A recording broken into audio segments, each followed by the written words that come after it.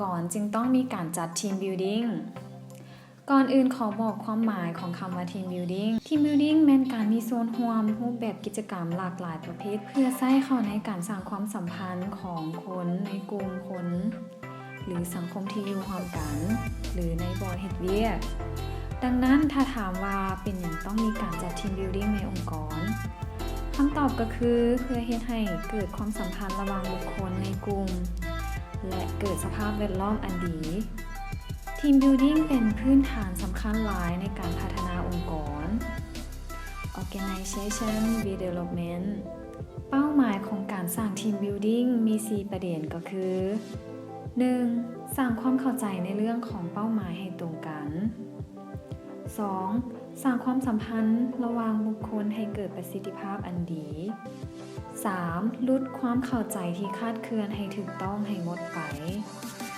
4. ความการหาช่องทางเพื่อหาทางแก้ไขปัญหาร่วมกันด้วยเหตุผลข้างเทิงนี้จึง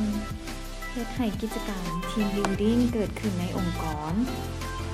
ซึ่งเห็นชัดเจนว่าบางองค์กรมีการกำหนดไว้อย่างชัดเจนตายตัว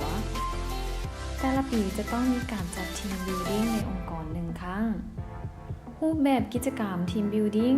มีรูปแบบต่างๆในองค์กรหรือ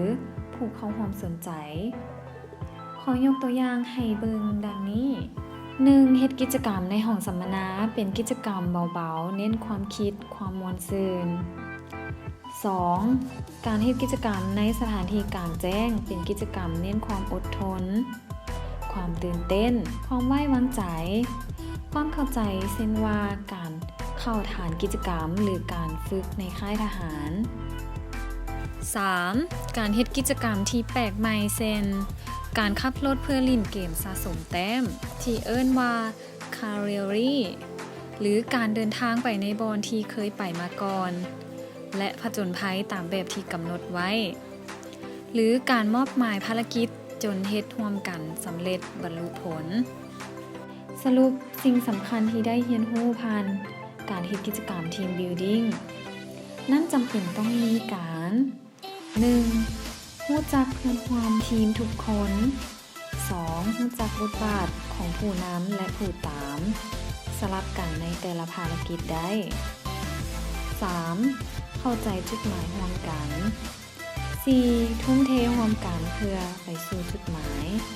5. แลกเปลี่ยนมุมมองความคิดวิธีการของทุกคน 6. สรุปทางออกที่ทุกคนเห็นร่วมกัน 7. แก้ปัญหาอุปสรรคร่วมกัน 8. เข้าใจมุมมองของคนอื่นเข้าใจความแตกต่างของแต่ละบุคคล 9. กำจัดความขัดแย้งระหว่างบุคคลทิ้งไป 10. สรุปการเรียนที่ได้ผ่านมาเพื่อพัฒนาสู่การนำใช้เวียกงานต่อไปดังนั้นการเฮ็ดกิจกรรมทีมบิลดิ้งที่คุ้มค่าและเห็นผลนั้นบ่เพียงแม่นการหยุดเวียกและไปเที่ยวร่วมกันมีปาร์ตี้ร่วมกันแต่การจัดทีมบิลดิ้งที่เหมาะสมนั้นจำเป็นต้องบรรลุเป้าหมายที่กล่าวไว้ข้างเทิงด้วย